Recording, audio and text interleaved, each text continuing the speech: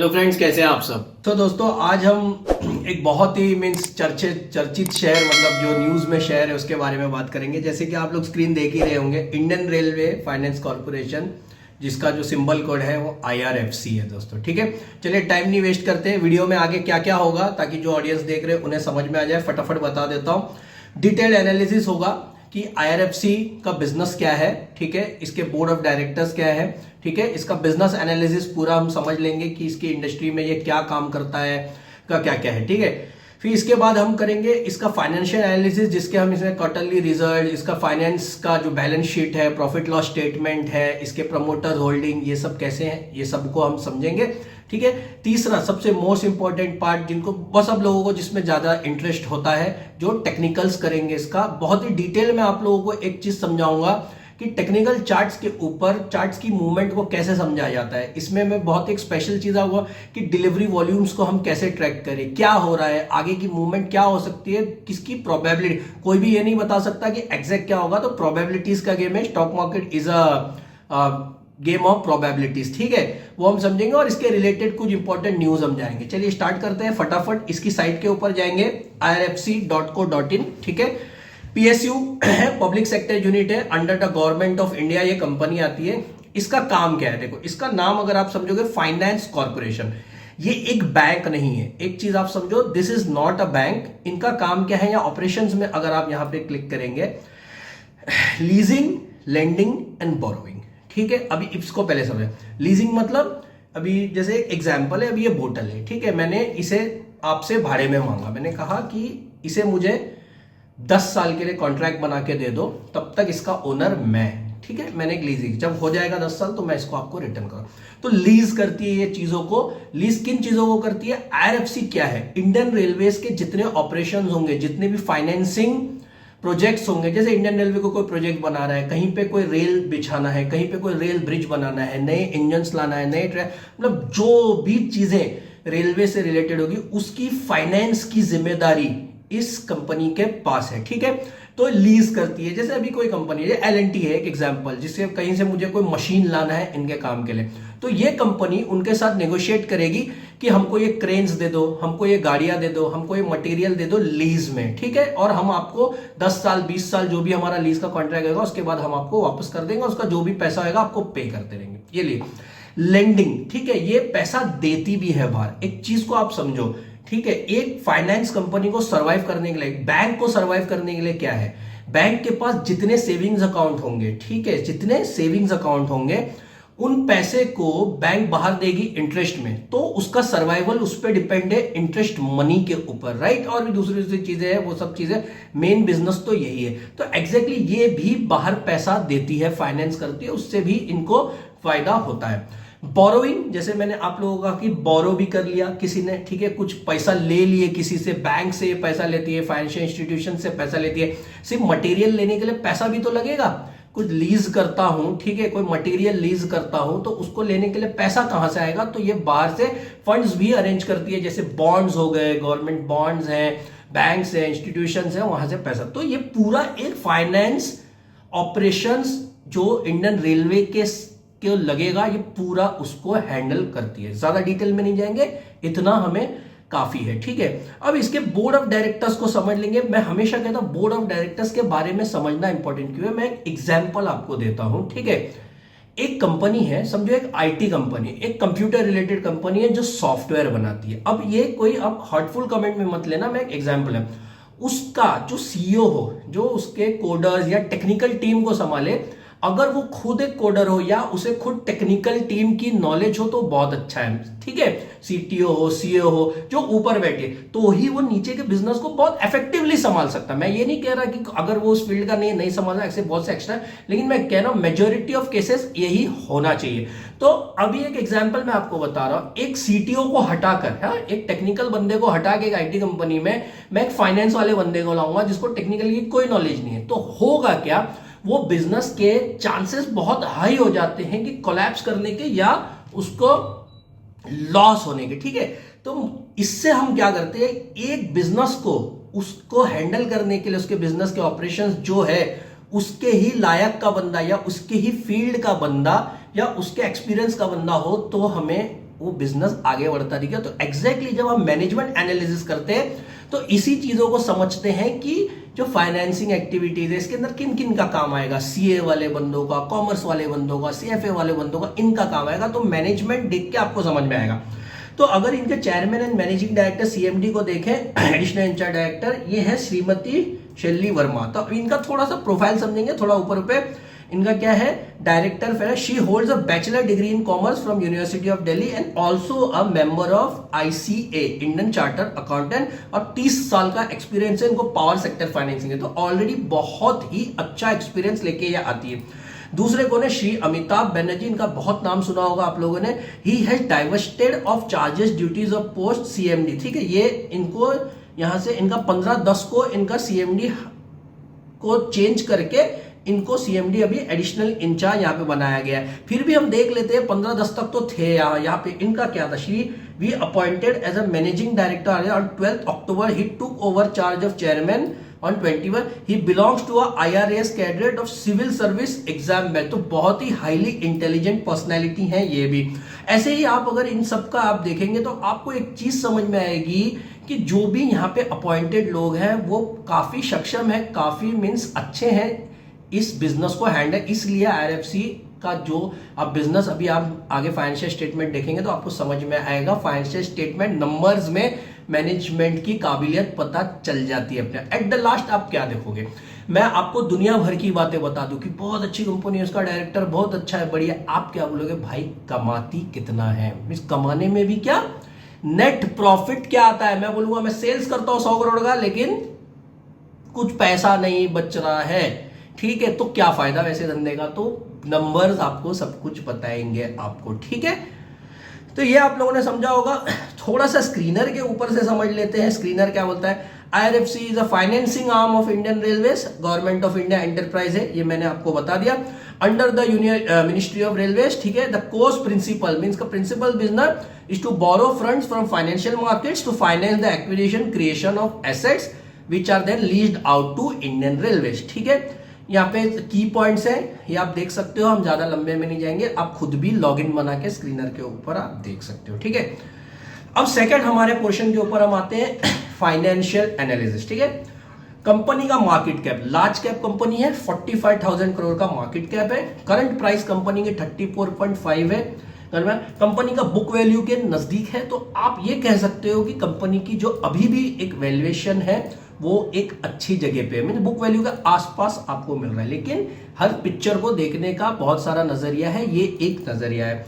Stock का P reasonable लग रहा है यहाँ पे, ठीक है, 6.98।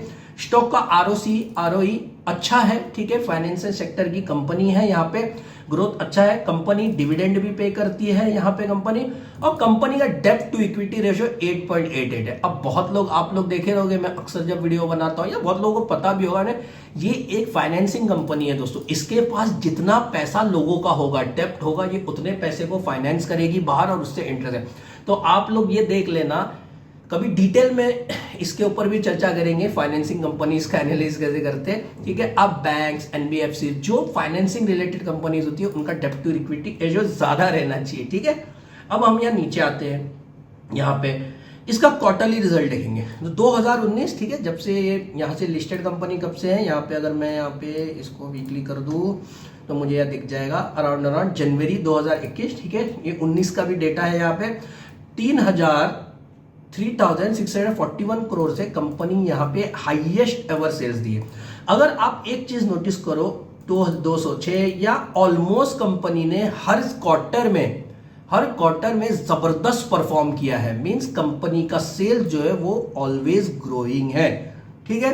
कंपनी के एक्सपांसेस अगर आप नोटिस करो ये ठीक है, तो कंपनी ने 82-50 बीच में कंपनी का एक्सपांसेस ज्यादा हो गया था, ठीक है। कंपनी ने अपने एक्सपांसेस को भी अच्छी तरीके से मेंटेन करके रखा है, ना ही बहुत ज्यादा कम है, ना ही बहुत ज्यादा है। जो बिजनेस को जरूरत है उस हिसाब से एक्सपांसेस है। ये जितने नंबर है क्रोज में। कंपनी का यहाँ पे अगर हम नेट प्रॉफिट देखेंगे, ठीक है, कंपनी का, तो कंपनी का जो नेट प्रॉफिट है, जो ईपीएस है कंपनी का, लगातार बढ़ रहा है। 0.55 से 1.31 है, जो कि हाईएस्ट एवर है कंपनी का यहाँ पे ईपीएस, कंपनी का नेट प्रॉफिट भी आप अगर देख लो तो हाईएस्ट एवर है। तो बहुत सीधी सी बात है, एक कोट आता है, ठीक है, प्राइस फॉलोज द अर्निंग्स, ठीक है। एक वक्त आपको ऐसा लगेगा, कभी कभी बहुत से स्टॉक भाग जाते हैं बिना कोई क्वार्टरली रिजल्ट्स या बैलेंस शीट अच्छा होने के, लेकिन आप लोग देखो वो स्टॉक्स गिरते भी हैं उसी तरीके से, क्योंकि उसके कोई फंडामेंटल बेस नहीं होता उसको। अगर आप देखोगे भाई क्यों भागा, आपको कोई रीजन, यहाँ पे आईआरएफसी का लगातार रीजन है, चीजें बढ़ती गई हैं, बढ़ती गई हैं, बढ़ती गई है, अर्निंग्स बढ़ता गया है, बिजनेस बहुत ही एक्सेप्शनल कर रहा है। तो एक्सेप्शनल प्राइस मूवमेंट भी है, जो कि अभी आपको एट द लास्ट सेक्शन में इस वीडियो के आपको टेक्निकल चार्ट में पता चलेगा। एनुअल ग्रोथ देखना है हमेशा। कभी कभी क्या होता है, क्वार्टरली ग्रोथ में एक दो क्वार्टर कोई कंपनीज के खराब हो सकते हैं, एक्सटर्नल फैक्टर्स की वजह से, वॉर हो गया, इन्फ्लेशन हो गया, यूएस फेड का ये वो एक्सपर्ट दुनिया भर के रीजंस है। अगर आप सेल्स देखो ईयरली बहुत ही एक्सेप्शनल नंबर है, बहुत ही जबरदस्त बढ़ा है, हाईएस्ट एवर सेल्स है यहाँ पे। कंपनी का नेट प्रॉफिट हाईएस्ट एवर है ईयरली, और कंपनी का जो ईपीएस है यहाँ पे हाईएस्ट एवर है कंपनी का।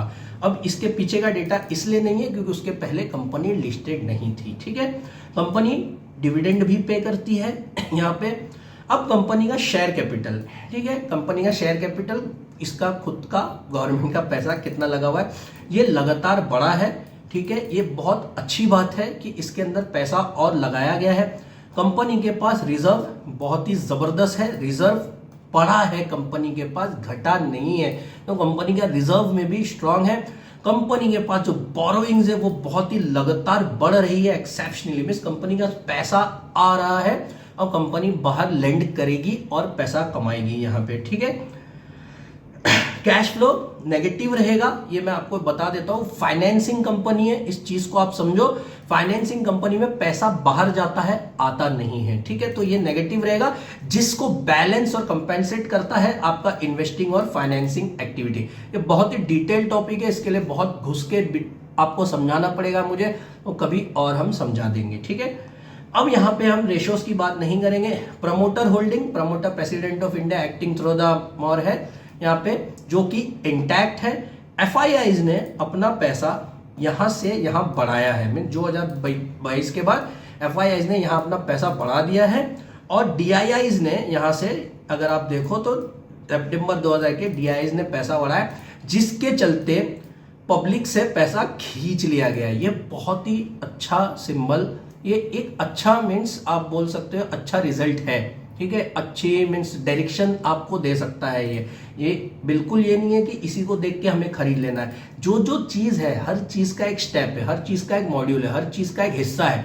ये एक हिस्सा है जिसको हमें देखना है कि एक अच्छी बात है यहाँ पे कि पब्लिक के हाथ से पैसा खींचकर, वीक हैंड से पैसा खींच के स्ट्रॉन्ग हैंड्स ने पैसा ले लिया है। तो स्ट्रॉन्ग हैंड्स कभी भी इस वजह से पैसा नहीं खींचेगा कि उसका नुकसान हो, ठीक है। तो ओवरऑल अगर एक वर्डिक्ट दूं, ठीक है, मेरा एक पर्सनल व्यू दूं, तो मुझे तो बहुत ही अच्छा बैलेंस शीट लगा इसका, फाइनेंशियल एनालिसिस का बढ़िया है यहाँ पे। अब कुछ न्यूज है दोस्तों इसको आप लोग समझो इस जगह पे। यहाँ पे हम देखते हैं इधर, ओके, एक मिनट रुकिए, देखिए यहाँ दिख नहीं रहा है यहाँ पे, okay okay okay okay okay, हाँ ये देखो। अब एक्चुअली ना देखो, एक ये है कि जितनी फाइनेंसिंग कंपनीज है, जो इंफ्रा कंपनी है, जो रेलवे में, ये सब दौड़ रही हैं, ठीक है। इसका रीजन ये भी है कि एंटिसिपेट किया जा रहा है कि आने वाले बजट में इंफ्रा बजट्स को बढ़ाया जाएगा और उसको बढ़ावा दिया जाएगा, ठीक है। तो उस वजह से जितनी भी इंफ्रा रिलेटेड या इंफ्रा के फाइनेंस रिलेटेड कंपनी है वो दौड़ रही है। या मिंट के आर्टिकल में यहाँ पे दिख नहीं रहा है, यहाँ पे ये आर्टिकल था, ठीक है, ये आप देख सकते हो या पढ़ भी सकते हो बाद में, मैंने आपको ऊपर ऊपर से ये चीज बता दी है। यहाँ पे एक रीजन ये भी है, इसमें दिखेगा शायद हमको, एक मिनट रुक जाइए, इसके अंदर मैं आपको दिखाता हूँ। एक आर्टिकल था, हाँ, according to stock market expert, ठीक है, they said the market is buzzing with speculation है that there can be a big rail infra related announcement coming in from the finance minister Nirmala Sitharaman ji in budget 2023, ठीक है। तो जब भी कोई news या कोई ये चीज होता है तो उसके अंदर स्पेकुलेशंस की वजह से चीजें दौड़ती हैं, और उसके अंदर अगर फाइनेंस का फाइनेंशियल स्टेटमेंट और बिजनेस अच्छा कर रहा है तो उस पर वारे न्यारे हो जाते हैं, चीजें दौड़ती हैं फिर प्राइस रिलेटेड, ठीक है। अब आएंगे दोस्तों, मैं आपको बहुत ही इंपॉर्टेंट चीज़ें टेक्निकल एनालिसिस में बताऊंगा। पहले इसका हाल समझ लेते हैं कि मैंने वीकली चार्ट इसलिए खोला है कि मुझे इसका लॉन्ग टर्म व्यू दिखे। ठीक है, यहां पे हम क्या करेंगे, सबसे पहला एक मार्किंग करेंगे कि स्टॉक की जो जोन थी वो उसने ब्रेकअप कहां से दिया है। एक ये जोन को मैं मार्क कर सकता हूं और एक ये जोन को। ठीक है, यहां एक कंसोलिडेशन था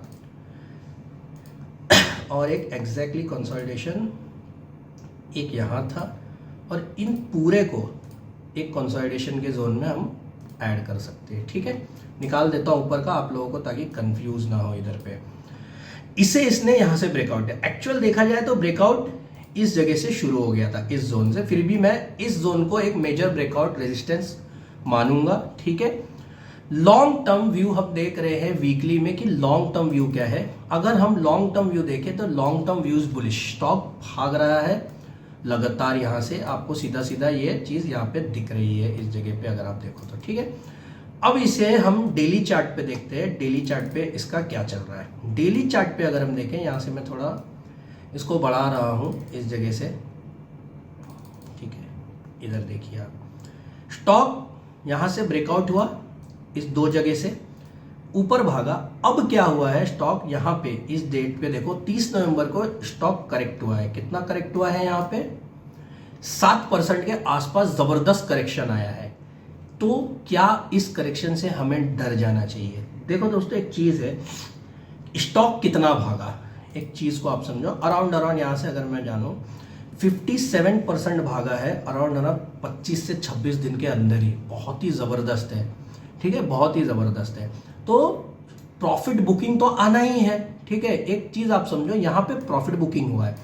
लेकिन दोस्तों एक अच्छी बात यह है ना इधर पे, ठीक है, एक अच्छी बात यह है कि जब भी कोई चीज ऊपर भागती, जरूरी नहीं है वो करेक्ट ही हो जाएगी या जरूरी नहीं है वो भागेगी, लेकिन जब ऐसी कोई चीज भागे, ठीक है, अपना जो ऐसे ऐसे मूवमेंट बना है, तो वो चीज अगर करेक्ट होकर फिर से एक पुल बैक मोमेंटम दिखाती है। आप समझो, पुल बैक में क्या बोल रहा हूं, हायर हाइज, ठीक है, हायर लोस। तो यहां अगर मैं इसे मार्किंग करूं, ठीक है, अगर ये ऐसा मोमेंटम दिखाता है तो इसके अंदर मोमेंटम जारी रहेगा। ठीक है, आप रुक सकते हो ये मोमेंटम को देखकर।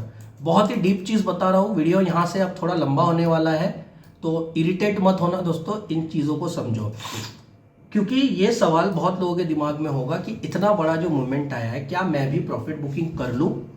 आप बिल्कुल कर सकते हो। अगर आपकी स्ट्रेटेजी में ये था कि मैं 50 या 30% में प्रॉफिट बुकिंग करना चाहता हूं, आप कर लो, अपनी स्ट्रेटेजीज कभी मत। अब जो लोग को लगता है जैसे मेरे ऐसा मोमेंटम कि जब तक मोमेंटम रहेगा मैं तब तक मलाई खाऊंगा, लेकिन वो मलाई रहेगी कि भी नहीं ये भी क्या पता, क्या ये स्टॉक यहां से ऐसे गिर नहीं जाएगा? बहुत सारे डाउट्स आते हैं मेरा प्रॉफिट। तो इसको बचाने के ना दोस्तों 2-3 तरीके हैं। अब मैं आपको एक चीज बताता हूं, ठीक है, आपको सबसे पहला 57% का गेन था। आप सबसे पहला क्या करो, इस जगह पे 32, ठीक है, यहां से अगर मैं इसको यहां से लूं, ठीक है, अराउंड 11% के नीचे, क्योंकि ये सबसे बड़ा गेन था, लॉस था इधर पे, करेक्शन। यहां पे आप एक स्टॉप लॉस लगा दो यहां पे कि अगर ये मेरा ट्रिगर हो जाए, अगर ये मेरा ट्रिगर होता है, या आप एक काम करो थोड़ा सा नीचे ले लो, क्योंकि यहाँ पे स्टॉप लॉस हंटिंग हो सकती है, क्योंकि ऑलरेडी स्टॉक ने यहाँ पे एक स्टॉप लॉस हंट किया है। यहाँ पे आप इधर ले लो, ठीक है। अब इसके भी तरीके लगाने के, लेकिन मैं फिर भी बता रहा हूँ, ज्यादा लालची नहीं होना है हमें। आप इधर पे लो, ठीक है, यहाँ पे एक स्टॉप लॉस लगाओ यहाँ पे।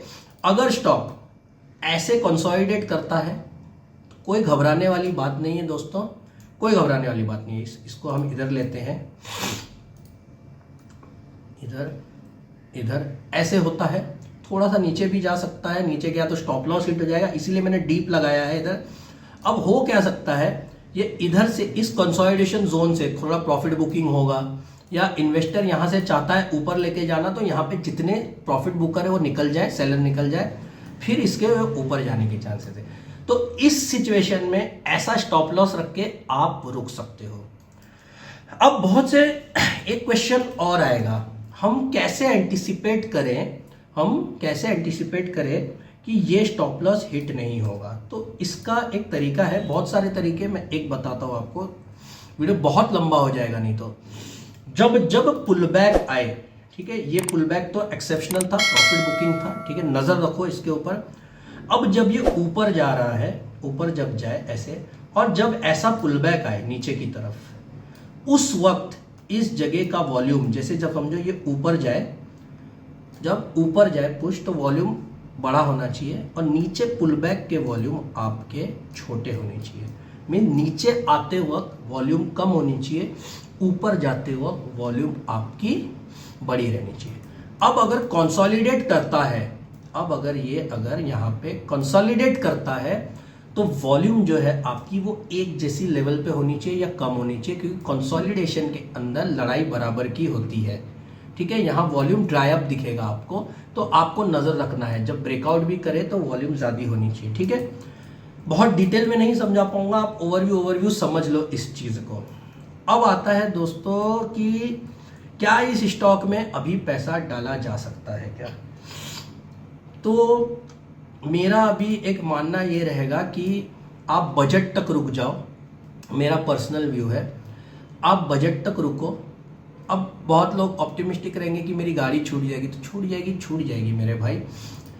आप बजट तक रुको, क्या उसके ऊपर बजट आता है उसके हिसाब से इसके मूवमेंट को हम तय करेंगे उस वक्त देख के कि क्या करना चाहिए, क्योंकि यहाँ ऑलरेडी एक बहुत ही बड़ा भयंकर कैंडल बन चुका है जो हमें सतर्क कर रहा है, और अभी तक कोई मूवमेंट खास देखने मिली नहीं है। ऐसा हो सकता है, या फिर ये ऐसा हो सकता है, या फिर ये ऐसा भी हो सकता है।